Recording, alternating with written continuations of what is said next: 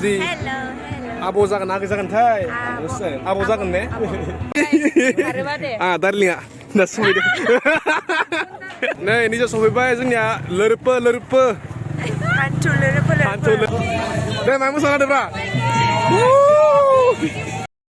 Hey guys, welcome back to my YouTube channel. To look for the young finally सफैबाय Bodoland international knowledge festival जेराव फैगासिनो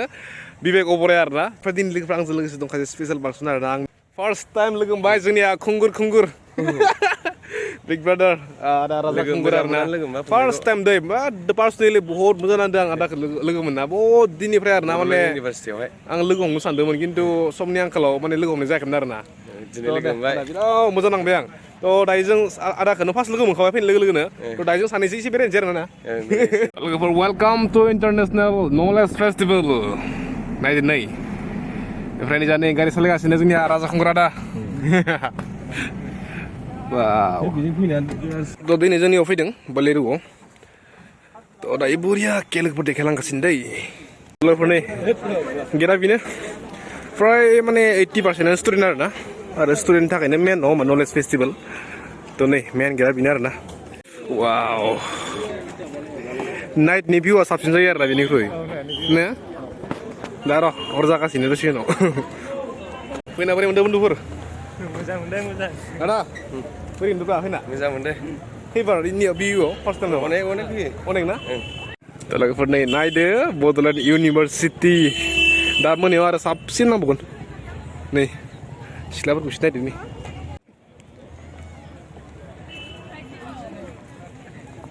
ओमफ्राय नैबेनो जाबाय माबा BU नि एडमिनिस्ट्रेटिभ बिल्डिं नैबे जाबाय सेमिनार हल 1 सोरनिलाय बाय नै साडेनलि लोगो मोनबाय जोंनिया प्रकाश दाखौ फुरा भिडिअ नायगासिनो बेवहाय जोंनि बर'नि सिङाव थानाय बा बिटिआरनि सिङाव थानाय बे खोमसिजोब्बायलै दार्लिंआ दा सफैदों नै जादों आब' र' ये बिब' आब' ओमफ्राय नै जादों एक्ट्रिसफोर आंनिया मा बे थेरेन जोब्बाय फार्स्ट लाइट जोंला नै जादों एक्ट्रिस हेल' मा खबर आंनिया फार्स्ट नुदोंला दै बेटारि गैला मबाइला नुला होनदों खोमसि दिप्ति आब' जागोन ना जागोन मोनथिला आरोना हा थौ मोना थौ दा सफैदों ने आब' थौ नै निजा सफैबाय जोंनिया लोरपो Hantu lerpe. Nama थायो आंना जोंना आलासिसोलै ने न'खरनिसो नै जादों आब' रिंकि मबाइल गावग्रा फैना बोरै मोनदों दे एसे बुंदोब्रा गासिबो फैना बोरै मोनदों फैनानैथ' जों दासो हाबहांदों नालाय नों आं इयाव फरायब्रा दा नोङो बिनिनो खाबा स्टुडेन्टबा नोंथ' जोंखौ बिराद आराम वेलकाम वेलकाम आं दासो फैखादों एसे कफि साहा लोंहोनांगौमोन जोंथ' जायगाखौबो सिनाया नोंनो देखायदेबा जोंखौ गिदिंबोजोबदो आरो मा जोङो माने सानसेयावहाय सानसे जाबाय बिखौनो बिदि बिसानिफ्राय एक्सट्राहाय माने गैयालै आंहा मिस जाबाय आं दा सफैनानै नुवासै आरो थांजायोमोन ना बहुत माने बाहेरनि बिनोथ' बहुत मिस जाबाय आं दे दायो जों ज' बेरायनोसै निजा दोङो नै लाइन मारिगासिनो आदा जों सिरि पुरा बियो नैबे जाबाय आर्टनि सिम्बल माने नैबे गेजेरजों जाबाय इन्डिया नि बुक नि बिजाब आरोना डिक्सनारि बेफोरो एंग्ल'फोर डिक्सनारिलै थ' निजा दङ नै first VIKF Bodoland international knowledge festival ओमफ्राय निजा दङ नैबे जाहैबाय आंनि मथेबा नैबे माने अन्थाइनि न' आरोना माने अन्थाइनि न' मोनसे दं आरो बिदि माबायाव डिमापुर ना माबा थ' बड'लेण्ड नेरसोन बायदि नांदों खिन्थु आं बेनो जानो हागौ ओमफ्राय निजा दङ नै बर'नि बायखोन्दा नेरसोन डिमापुरनि थ' लोगोफोर देखायलांगासिनो गासिबो थ' बहुत बरिया आरोना नै बहुत दं लोगोफोर देखायनो थाखाय ओमफ्राय निजा दङ ओइ नै बड'फा निजा दङ जोंनिया नै हिर'फोरा हेन्डसाम समायना सिख्लाफोरनि वाव नै जोंनिया फार्स्ट टाइम हेल'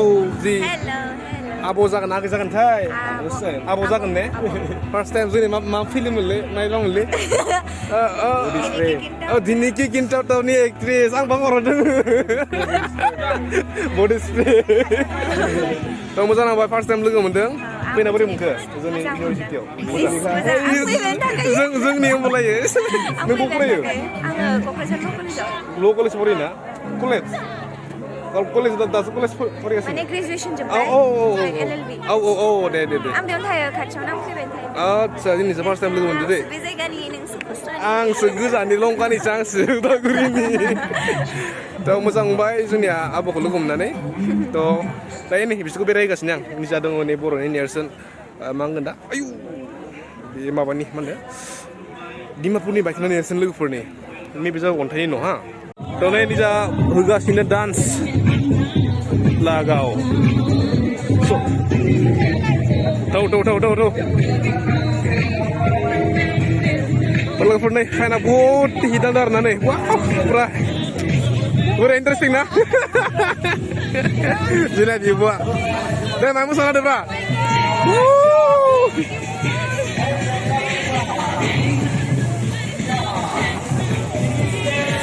ओरैबायदि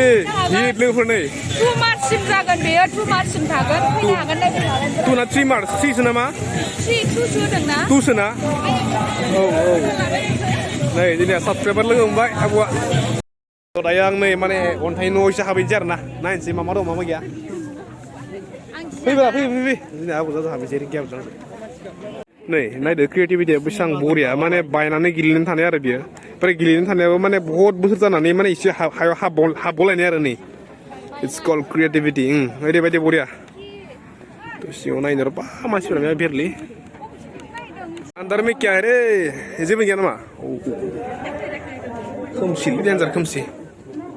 जास्ट बेल' दङ आरो सिङाव जेबो गैया एम्फौ लाथानि माबायो मा होनगोन दा थख्लब ना मा होनगोन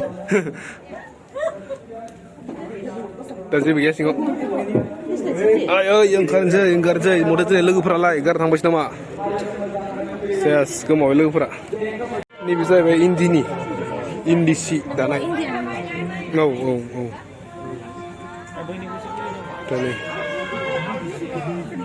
नैबे जाबाय माबा मा होनो एक्सिबिसन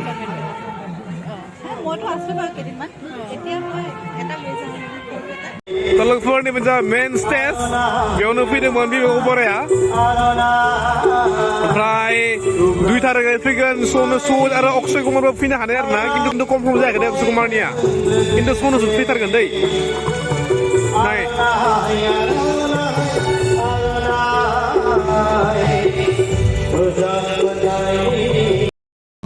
जोंनिया क'क्राझार गभर्नमेन्ट कलेजनि जिएस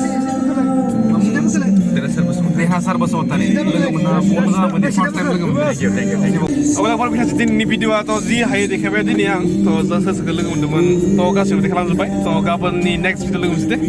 थ' फैखानोसै